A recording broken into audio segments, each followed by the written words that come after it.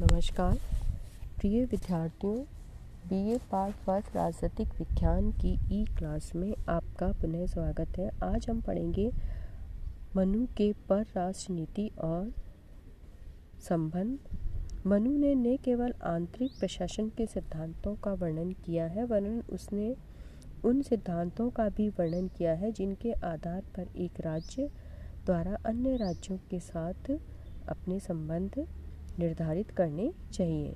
मनु ने पर राष्ट्र संबंधों पर विचार करने के लिए दो सिद्धांतों का प्रतिपादन किया है। उसमें पहला सिद्धांत है मंडल सिद्धांत और दूसरा षड्गुण नीति। आज हम इसमें चर्चा करेंगे मंडल सिद्धांत के बारे में। मनु के अनुसार राजा को महत्वाकांक्षी होना चाहिए तथा उसे अपने राज्य के विस्तार के लिए निरंतर प्रयत्नशील होना चाहिए।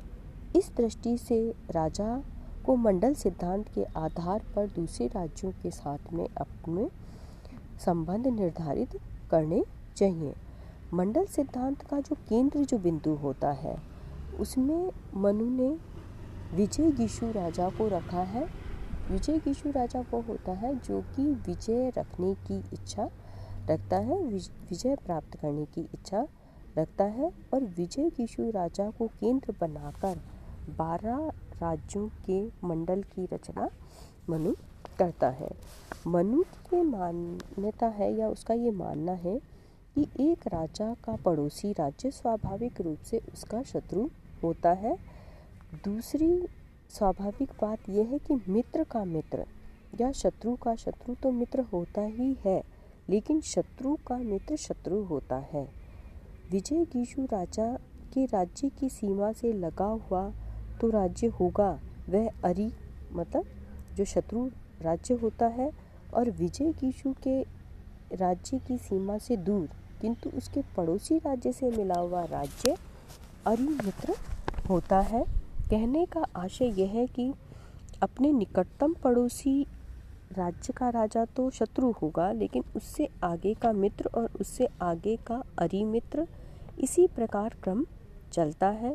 ये 5 राज्य तो विजयगीषु के सामने वाली या आगे की दिशा में होंगे और इसी प्रकार कुछ राज्य उसकी पीछे की दिशा में होंगे, जिन्हें पीठ पीछे का शत्रु और मित्र कहा जाता है। जो बिल्कुल उसकी सीमा से लगा हुआ होगा वो पीठ पीछे का शत्रु होगा, और फिर उससे आगे जो पीठ पीछे शत्रु के सीमा से लगा हुआ है वो उसका मित्र होगा, फिर उससे आगे का जो होगा वो उसका शत्रु होगा, फिर मित्र। इस तरीके से 4 राज्य पीछे की ओर होते हैं।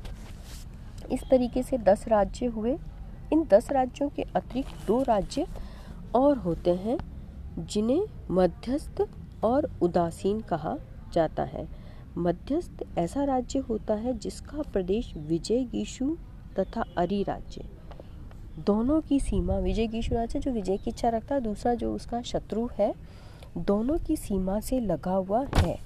और मध्यस्थ जो राज्य है दोनों की, चाहे वे परस्पर मित्रता हो या शत्रुता हो, सहायता करने में समर्थ होता है और आवश्यक होने पर दोनों का अलग अलग मुकाबला कर सकता है। मतलब वो इतना शक्तिशाली होता है कि वो उनके बीच में रहते हुए सहायता भी कर सकता है और उनसे मुकाबला भी कर सकता है। जो उदासीन राज्य है, उदासीन राज्य का प्रदेश विजयगीषु,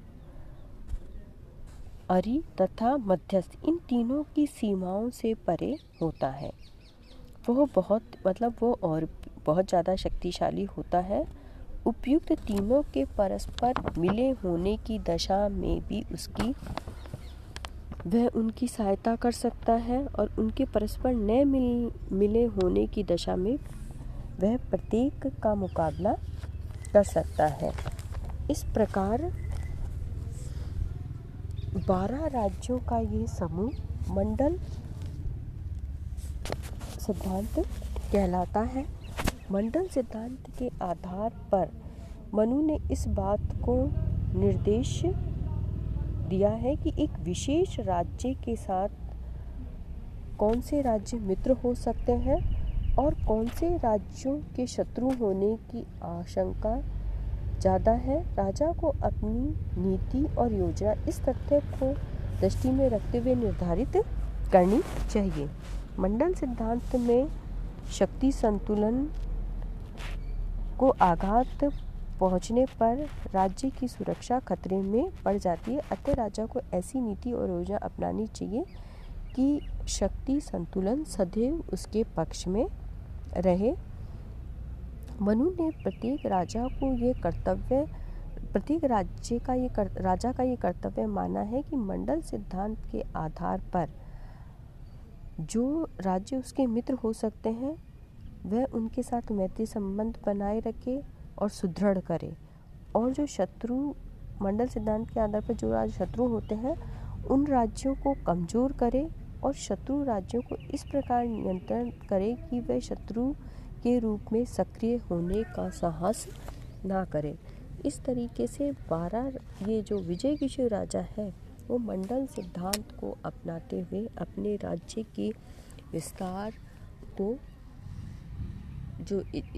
की जो इच्छा है उसको उसे पूर्ण करने के लिए प्रयत्नशील रहना चाहिए। उसी आधार पर उसे शत्रु और मित्र बनाना चाहिए। अगर हम देखें कि जो ये मंडल सिद्धांत है वो आज के युग में भी हमें कहीं ना कहीं प्रासंगिक दिखाई देता है, क्योंकि किसी भी जो राष्ट्र है उसका जो पड़ोसी राष्ट्र होता है उसकी जो सीमाएं उस पर लगी हुई होती हैं उससे ज़्यादातर उसके डिस्प्यूट या विवाद होते रहते हैं, कभी सीमा को लेकर कभी अन्य चीज़ों को संसाधनों को लेकर। तो इसलिए स्वाभाविक रूप से सीमा से लगा हुआ राष्ट्र उसका शत्रु हो जाता है। तो आज के युग में भी कहीं ना कहीं जो मनु का मंडल सिद्धांत है वो पर राष्ट्र संबंधों में प्रासंगिक नज़र हमें आता है। धन्यवाद।